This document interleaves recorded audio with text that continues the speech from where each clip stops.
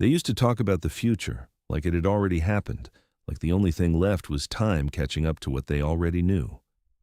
Back when the mattress was thin and the floor was always cold through socks, back when the refrigerator made that low, stubborn hum that sounded like a tired engine, they would lie awake and describe lives they couldn't prove yet. They spoke in specifics, not vague inspiration, not motivational posters, but actual scenes. The kind of lobby you walk through where nobody asks who you are. The kind of car door that shuts with a soft, expensive sound. The kind of handshake that means something before anyone says a word.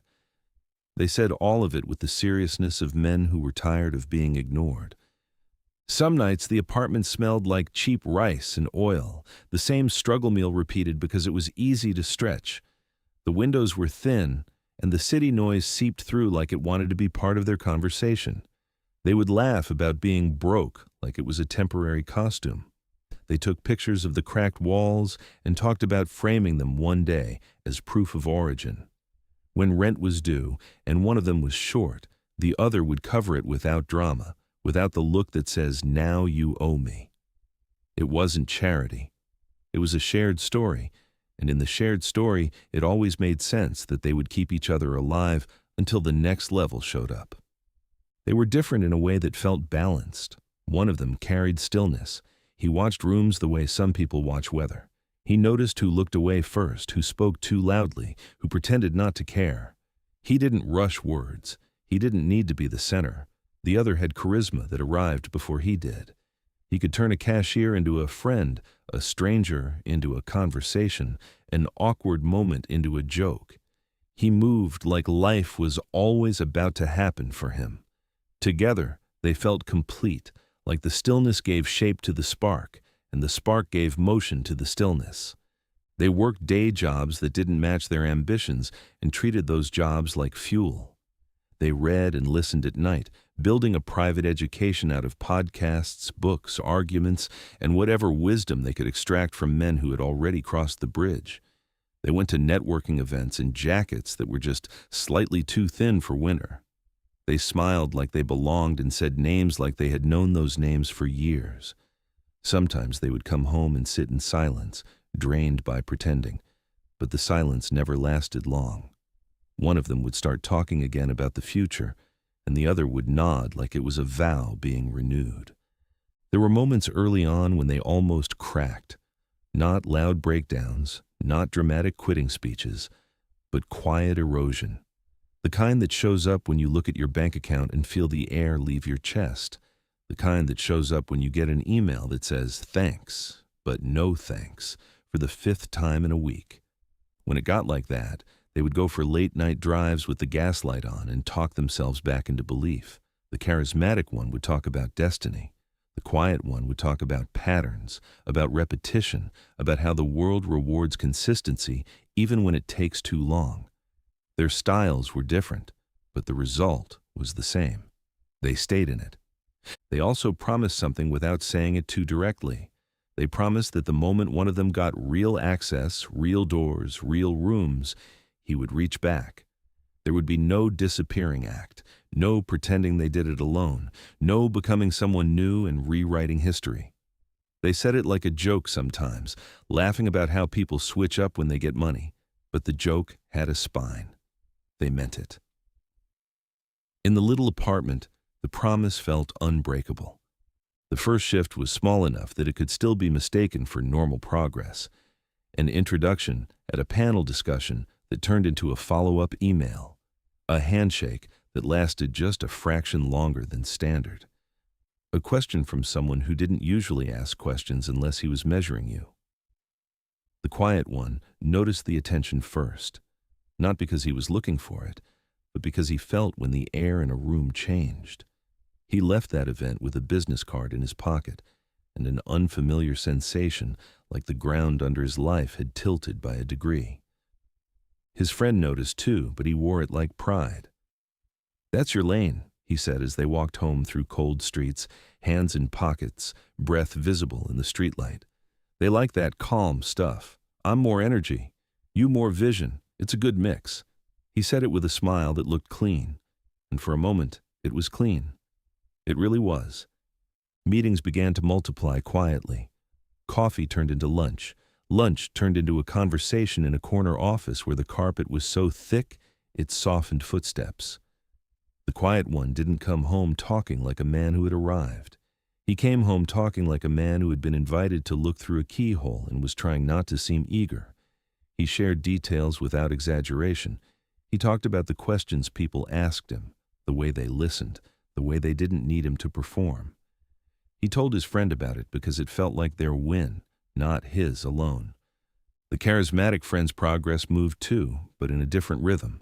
His opportunities came as bursts, deals that almost closed, partnerships that almost became real, people who sounded serious until they didn't.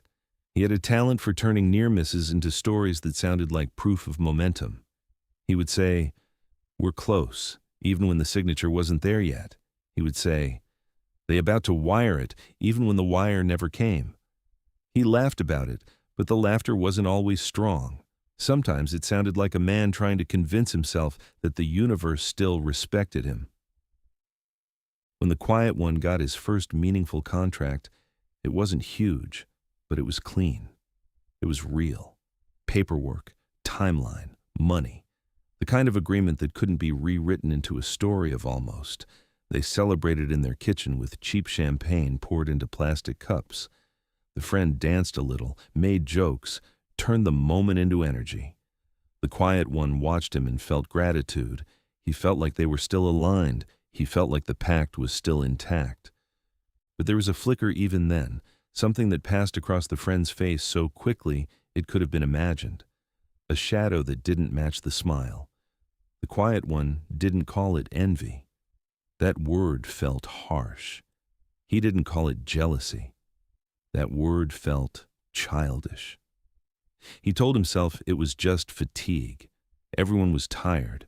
Everyone was hungry. Everyone wanted the next level. He let it go. Momentum has a sound to it. It's not loud at first.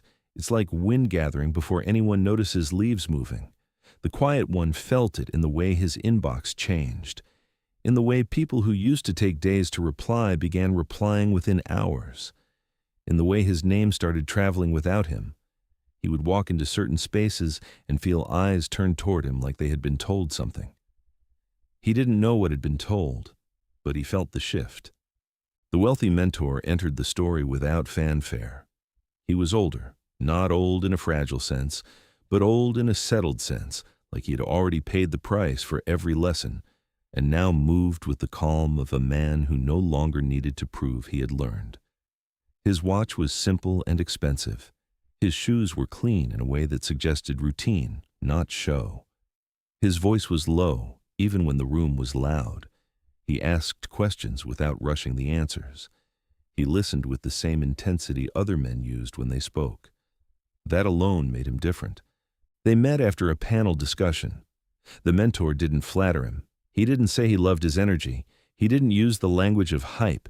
He simply said, "You see things clearly," like it was an observation, not praise, and then invited him to lunch. Lunch took place in a quiet restaurant where the staff moved like they knew everyone's name. The mentor asked about background, about childhood, about why he wanted what he wanted. The quiet one answered carefully, not in a rehearsed way, but in a way that felt honest without spilling too much. He didn't know if he was being evaluated. He assumed he was. The mentor offered small advice casually, like he wasn't sure if it would land. He talked about rooms and timing, about how certain people respect silence more than talking. He talked about how some wins are loud and some wins are permanent. He talked about how to move without begging.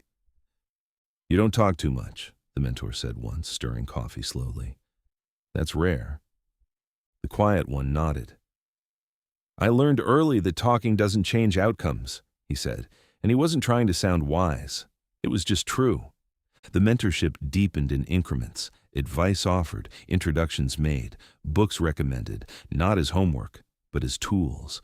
Meetings attended together where the mentor didn't introduce him like a student, but like someone worth noticing. There was a subtle transfer happening, the kind that changes the trajectory of a life without anyone clapping for it. The quiet one told his friend about the mentor at home, not to boast, not to create distance, but because it felt important. It felt like the door they had talked about was finally open. He wanted his friend in the room. He didn't see a future where they weren't together. "You should meet him," he said one night while they ate on the couch, the television playing something neither of them watched. "He likes people who think long-term." The friend leaned back, eyes narrowing in thought. "For real?" he asked. "You think he'd be open?" "I'll set it up," the quiet one said immediately, like it was obvious. He didn't notice the flicker on his friend's face, the way excitement and something heavier sat side by side. The friend smiled, but the smile looked like it had tension in it, like a rubber band stretched a little too tight. The dinner was set at a private restaurant downtown, low lighting and polished wood surfaces that reflected soft gold from overhead fixtures, the kind of place where you felt your posture adjust without thinking. The mentor arrived first, already seated, calm and unbothered, as if time was something that happened around him, not to him. When the two friends walked in, the mentor stood smoothly, shaking hands with measured strength. His grip was firm but not aggressive. His eyes moved between them with quiet calculation, not judgmental, just attentive. The friend carried himself confidently at first. He told stories with color, making the mentor smile politely. He spoke about their early struggle, about sleeping on floors and eating cheap meals, about how hunger builds character. He spoke like a man performing resilience, and in some ways he was. The quiet one listened with half pride and half worry. He wanted the dinner to go well. He wanted his friend to shine. He wanted the mentor to feel the bond. Wine was poured, plates arrived, conversation settled into rhythm. It began subtly, so subtly it could be mistaken for normal teasing. "Back when we was broke," the friend said, laughing, gesturing toward the quiet one. "He wasn't always this disciplined. There were nights he almost quit." The quiet one smiled lightly, unsure whether to correct it. He didn't remember almost quitting. He remembered exhaustion. He remembered doubt. He remembered nights where the future felt like a rumor. But quitting wasn't the word he would have used. He held the smile and let it pass, not wanting to interrupt the vibe. The mentor glanced at him briefly, then returned his gaze to the plate, unreactive. The lack of reaction was its own reaction. Later, when they discussed strategy, the friend leaned back and said, "He's the steady one. I'm more risk. He wouldn't have taken some of the swings I would have." It sounded like personality contrast. It also sounded like a subtle attempt to frame the quiet one as cautious, maybe even limited. The quiet one felt heat rise to his face, not from embarrassment alone, but from confusion. Why create that narrative here? Why do it in front of this man? He didn't challenge it. He didn't want conflict at the table. He told himself it was harmless. The friend laughed again. "He got lucky meeting you, honestly," he said, waving his hand like it was nothing. "Timing is everything." Lucky. The word floated over the table like something light, like a casual observation, but it carried weight. The quiet one felt it in his chest. It wasn't just the word. It was the way the word made the mentor's investment sound like an accident instead of a recognition. The mentor set his fork down slowly and asked a new question, redirecting the conversation. His voice didn't change. He didn't scold. He didn't put anyone on the spot. He simply watched. As the dinner continued, the friend kept slipping small comments into the air. Jokes about the quiet one being the lucky one. Mentions of past mistakes that didn't need to be mentioned. Stories that framed the quiet one as someone who needed guidance. Each one arrived like a pebble dropped into water, creating ripples. The quiet one's smile began to feel held up by effort. When the friend excused himself to take a call, the mentor and the quiet one stood near the entrance waiting for the valet, the cold air brushing their faces. Streetlights shimmered on wet pavement. Cars moved past like quiet predators. "You're generous," the mentor said, eyes on the street, voice calm. "I try to be," the quiet one replied. "Be careful who you bring into rooms where your future is being decided," the mentor said, not harshly, not angrily, just factually. The quiet one's throat tightened. You think he meant something by it? He asked. The mentor didn't answer immediately. He adjusted his cuff slightly before speaking, like he wanted the words to be placed carefully. Some people are comfortable climbing with you, he said. They don't realize the air changes higher up. The quiet one stared ahead, absorbing the sentence as if it might explain something deeper than the dinner. You don't have to cut people off, the mentor continued. Just recognize who can breathe where you're headed. The friend returned, smile back in place, unaware of the private exchange. They said their goodbyes and went separate ways. In the car ride home, the friend was unusually quiet. The city passed outside, light smearing across windows. The quiet one could feel a question sitting between them like a third person. Dinner was cool, the friend said finally, voice casual. It was, the quiet one replied. You ain't say much when I joked, the friend added. I didn't think it needed correction, the quiet one said gently. The friend laughed, a short sound. Don't get sensitive, he said. I was helping you seem humble. The quiet one stared out the window. He didn't respond. Something in him had shifted, not loudly, but enough to change the shape of the silence. In the days after the dinner, the quiet one kept moving. Meetings, calls, the mentor's guidance deepening, an opportunity forming that felt larger than anything he had touched before. It wasn't one single breakthrough. It was alignment, like multiple doors opening in sequence. He didn't call it luck. He didn't call it destiny. He called it the result of being ready when readiness finally met access. The mentor presented him with an opportunity that felt like a lifetime event, not just money, but investment and partnership, a chance to build at a higher level. The quiet one felt shock, then gratitude, then fear in that order. He didn't show the fear. He asked smart questions. He listened. He signed paperwork after reading it twice. When it became official, when the wind came through clean and undeniable, he thought of the old apartment immediately. He thought of the mattress on the floor. He thought of the plastic champagne cups. He thought of his friend, because the friend was part of the story, whether or not the story had begun to change. He called him. Guess it worked out for you, the friend said after the quiet one shared the news. The words sounded supportive at first glance, but there was no warmth behind them. You were part of the grind too, the quiet one said. The friend laughed, short and sharp. Yeah, sure. Silence stretched. The quiet one felt a tightening in his chest again, the same sensation from dinner. You good? He asked. I'm good, the friend said quickly. Just busy, you know how it is. The quiet one nodded even though his friend couldn't see him. We should link, he said. Celebrate. Yeah, the friend replied, but the yeah sounded like a door closing softly. They met at a cafe a few days later.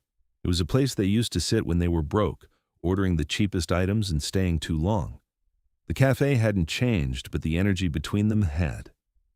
The quiet one arrived first. He sat in a corner table, watching people move, feeling his own heartbeat steady but heavy. When the friend walked in, he wore confidence, but the confidence looked slightly forced, like a shirt that didn't fit right anymore. He smiled, hugged, sat down, and started talking about his own projects immediately, a rapid-fire list of things that sounded promising. The quiet one listened, nodded, asked questions. He tried to keep the vibe normal, but the words from the mentor sat in him like a warning sign. Be careful who you bring into rooms where your future is being decided. He didn't want to believe it fully. He wanted to protect the friendship. He wanted the pact to remain intact. When the friend paused, sipping coffee, the quiet one spoke softly. At dinner, he said, voice calm, you said some stuff that felt off. The friend's eyes narrowed slightly. What you mean? He asked, tone casual but guarded. The lucky comments, the quiet one said. The stories that made it sound like I don't know, like I wasn't built for this. The friend leaned back. Bro, he said, laughing like the idea was absurd. You serious? I'm just asking, the quiet one replied. It didn't feel like support. The friend shook his head, smiling, but the smile was tense. You tripping, he said. I was joking. That's what we do. It didn't land like a joke, the quiet one said. The friend's tone sharpened slightly. So what you saying? He asked. That I'm trying to sabotage you? I didn't say that, the quiet one replied. But you thinking it, the friend said, voice lower. The cafe noise felt louder around them suddenly, like the room was leaning in. The quiet one held his gaze. I'm thinking something changed, he said. I don't know what. The friend laughed again, a defensive sound. Man, you making it deep, he said. You've been around that mentor too much. You starting to talk like you in some movie. The quiet one didn't smile. He felt something harden slightly inside him, not anger, but clarity. I'm not trying to argue, he said. I just want it to stay solid between us. It is solid, the friend said quickly. You sensitive right now because things going good. You don't want nobody to say nothing. The quiet one stared at his coffee. I didn't say I don't want you to say nothing, he said. I said I don't want you to say it like that. The friend's eyes shifted away. He tapped his fingers lightly on the table, a small sign of agitation. Man, whatever, he said. I didn't mean nothing by it. The conversation moved on, but it never recovered. There was a thinness now. They left the cafe with a handshake that felt more formal than friendly. That night, the quiet one texted his friend something simple, just checking in. No response. A few days later, he sent a link to something he thought would help his friend. No response. A week later, he called. It rang. It went to voicemail. He didn't leave a message. He opened social media one day out of habit and noticed his friend had unfollowed him. The gesture was small, modern, almost childish. It landed heavier than it should have. He stared at the screen for a long time, feeling the kind of hurt that doesn't explode but settles. He told himself not to take it personal. He told himself social media didn't matter. He told himself real friendship was deeper than apps. But the unfollow felt like a statement. It felt like a quiet severing. It felt like a man choosing distance without having to say why. He tried once more. A message. No response. Then he stopped. Not because he didn't care, because he didn't want to beg for presence. He didn't want to chase a man who had begun to resent him. Weeks turned into months. The quiet one's life accelerated. The mentorship deepened into partnership. The investor didn't just invest money. He invested access. Rooms opened. People spoke his name differently now. He began attending events where his old life felt like a story from another person's mouth. He moved into a new apartment that didn't have cracked walls. The refrigerator hum was quieter. The floor was warm. The bed was real. He didn't feel the victory the way he expected. He felt a strange loneliness around the edges of it. The loneliness wasn't constant. It arrived at random moments, like when he walked into a new space and instinctively wanted to look beside him to see his friend's grin, like when he heard a certain song and remembered late-night drives with the gas light on, like when he saw a cheap champagne bottle in a store and remembered plastic cups. He thought about reaching out again sometimes. He would type a message and erase it. He didn't want to reopen something that might only hurt more. He didn't want to throw his success into his friend's face by existing in his life. He didn't know how to navigate it without making it worse. Time moved faster when life became busy in a new way. Meetings turned into travel. Travel turned into routine. The quiet one became someone people asked advice from, which still felt strange. He spoke at panels now instead of sitting in the back. He signed contracts without his hands shaking. He learned to keep his face calm during negotiations. He learned how to smile without looking thirsty. Years passed, not with a dramatic montage, but with quiet accumulation. He began living pieces of the life they used to talk about on the floor. Not all of it, not every fantasy, but enough to make the memories feel like prophecy in progress. He bought clothes that fit properly.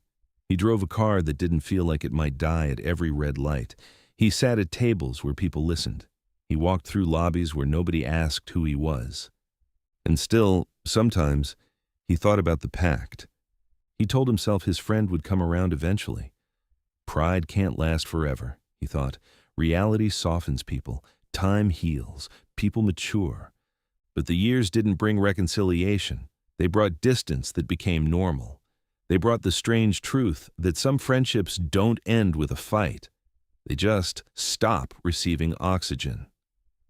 One day, he heard about his friend through someone else. Not a close friend, not family, just a mutual connection who mentioned his name casually in conversation like it was trivia.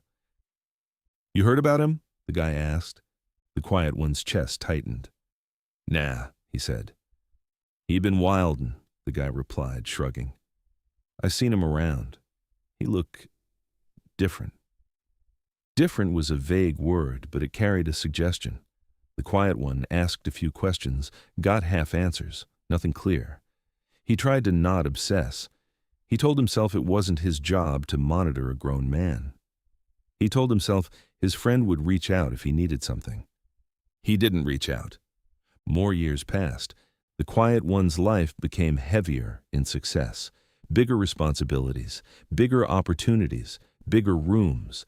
The kind of life where your phone never stops buzzing, but the buzzing isn't always connection. It's often demands. He learned to manage it. He learned to move with calm. He became more like the mentor in some ways, not in wealth, but in presence. He learned the value of silence. He learned the value of boundaries. He learned how to let certain people drift without chasing them.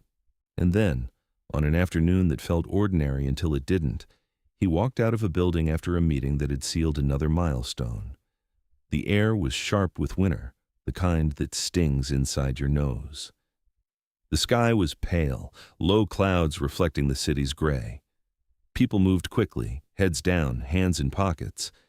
Near the entrance, against a wall, sat a man with clothes worn thin and posture folded inward. A cardboard sign rested loosely against his knee. The quiet one might have walked past without looking twice. People like that sit against walls everywhere. The city hides them in plain sight. But something about the shape of the shoulders stopped him. Something familiar in the way the man held himself, not even upright, but in a particular collapse. He slowed. The man's beard was unkempt, hair matted in places. His face looked older than it should have. His eyes were unfocused, drifting like they were searching for something that wasn't there. There was dirt on his hands, not dramatic grime, but the kind that says someone has been outside too long. He shifted slightly, and the movement felt both restless and tired. The quiet one's stomach tightened. He took a step closer, then another. He recognized the face in fragments, like pieces of a photograph torn and weathered. The jawline, the cheekbones, the mouth that used to grin easily. His breath caught in his throat. He said his friend's name softly, not loud enough for anyone else to hear, like he was afraid that saying it too clearly would make it real. No reaction. The man looked up with irritation, not recognition. His eyes skimmed over the quiet one's face like it was just another passerby. "You got anything?" the man asked, voice hoarse. The words scraped out like they'd been used too much. The quiet one crouched slightly, heart pounding in a slow, heavy rhythm. "It's me," he said, voice steady despite the tremor inside. It's me." The man squinted, as if trying to focus on something too far away. He frowned. He looked away. The quiet one said his own name, softly, like it was an offering. The man's expression tightened. "Man," he muttered, irritated. "I don't know you." "It's me," the quiet one repeated, trying to keep the desperation out of his tone. He felt ridiculous saying it again. He felt like he was trying to pull someone out of water using only words. We was together. The man's eyes flashed with annoyance, not personal, not targeted, just the irritated impatience of someone whose mind was already on the next moment. "You gonna help or not?" he snapped. The quiet one stared at him, searching for a flicker. Something, a crack in the haze, a spark of memory. The man's eyes were empty in a way that made the quiet one's chest ache. He reached into his wallet slowly, fingers stiff. He pulled out a crisp $100 bill and placed it in the man's hand carefully, like he was afraid the wind would take it. He didn't want to make a scene. He didn't want anyone watching. He didn't want pity on display. He just wanted his friend back, even if only for a second. The man glanced at the bill, then tucked it away without thanks, without acknowledgement. He shifted his body slightly, already looking past the quiet one toward the next pair of footsteps. The quiet one stayed crouched for a moment longer than necessary. The sidewalk noise felt distant. His ears rang faintly. He watched his friend's face, the face that had once leaned close in a small apartment and talked about the future like it was certain. There was no recognition, only a blank impatience. The quiet one stood slowly, joints stiff, throat tight. He wanted to say more. He wanted to shake him, not violently, just enough to wake him up. He wanted to say, "Remember the floor? Remember the meals? Remember the pact? Remember my voice? Remember your own?" But he knew it wouldn't land. He stepped back. People moved around them, unaware of the history sitting against a wall in the cold. The city hummed like it always had, indifferent to divergence. The quiet one walked to his car and sat inside without starting it. His hands rested on the steering wheel. He stared at them, remembering those same hands carrying boxes up narrow apartment stairs, remembering cheap champagne poured into plastic cups, remembering fingers pointing at imagined futures in the dark. He didn't feel superior. He didn't feel victorious. He felt grief, not for the money lost or the friendship ended alone, for the version of themselves that had once believed dissent would be symmetrical, for the innocence of thinking loyalty could protect you from human nature, for the fact that the man outside wasn't even present enough to hate him properly, or apologize properly, or remember properly. He leaned back in the seat and closed his eyes briefly. His chest ached in a way that felt physical, like a bruise under the ribs. He could hear the mentor's voice faintly in memory, calm and unbothered. "Some people can't breathe where you're headed." He opened his eyes and looked through the windshield at the street. The man against the wall blended into the background, another figure in the city's endless movement. The quiet one started the engine and pulled away slowly. He didn't look back immediately. When he finally glanced in the rearview mirror, the figure was smaller, nearly indistinguishable from everything else. The road ahead was clear. He drove forward, the past settling into him like a weight that wouldn't lift, only redistribute itself across the years. And as the city swallowed the moment behind him, he realized there would be no clean ending to that story, no final conversation that tied everything up. Some bonds don't snap. They fray slowly until you look down one day and realize you've been holding one end of the rope alone.